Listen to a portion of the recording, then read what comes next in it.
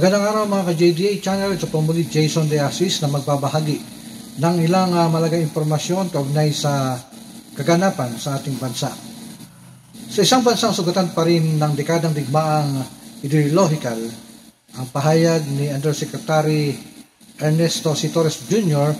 ng National Task Force to End Local Communist Armed Conflict o NTF-ELCAC ay hindi lamang isang matapang na pagbubunyag. Ito ay isang kinakailangang hakbang ng pambansang katapangan. Ang kanyang mensahe, malinaw, diretso at nakaangkla sa katotohanang pangkasaysayan. Ay paalala sa ating lahat na ang pakikiramay sa mga yumao ay hindi dapat umantong sa paglimot sa pinsalang kanilang iniwan. Ang tinutukoy ko ngayon mga kaibigan ay si Luis Calvi Halandoni, ay binibigyang pugay ngayon ng ilan bilang isang revolusyonaryo, tagapagsulong ng kapayapaan o di umano'y bayani. Ngunit ang mga paglalarawang ito ay malinaw na pagbaluktot sa katotohanan. Si Halandoni ay hindi tunay na tagapamayapa. Isa siyang pangunahing tagapaglinlang, isang taong suot ang kasuotang diplomatiko, ngunit siyang nagpatibay sa isa sa pinakamahabang armadong kilusan sa Asya. Ang pamumuno niya sa tinatawag na peace talks ng CPP, NP, NDF ay hindi para sa tunay na kapayapaan, kundi isang estratehikong galaw upang bigyang legitimasyon ang isang marahas na kilusan na kumitil ng napakaraming buhay at sumira sa kabuhayan at kinabukasan ng maraming Pilipino. Maging malinaw tayo, walang karangalan sa pamumuno ng isang kilusang kumukuha ng mga menor de edad upang gawing mandirigma nang hihingi ng revolusyonaryong buwis sa mga mahihirap, pumapatay ng mga magsasaka at lider katutubo at umahadlang sa pag-unlad ng mga kanayunan. Sa loob ng maraming dekada, sa ilalim ng gabay ni Halandoni, ginamit ang kilusang ito upang pagtakpan ang tunay na layunin, ang mapanatili ang isang siklo ng karahasan at ideolohikal na digmaan. May mga taga-suporta si Halandoni na nagsasabing iniwan niya ang marangyang buhay para sa mahihirap.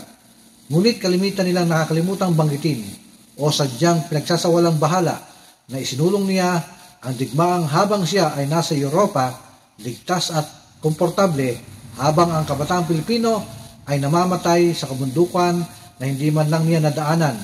Hindi ito kabayanihan. Isa itong anyo ng pagkukunwari. Ang pahayag ni Undersecretary Torres ay simbolo ng matagal nang kinakailangang paninindigan ng pamahalaan.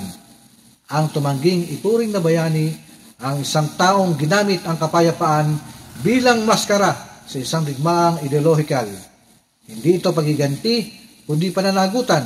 Isa itong boses para sa mga hindi makapagsalita, ang mga batang lumad na ginawang sundalo, ang mga kabatang nalinlang ng huwad na adhikain, at ang mga kababaihang inabuso na mismong kilusang nagsasabing ipinaglalaban ang kanilang karapatan.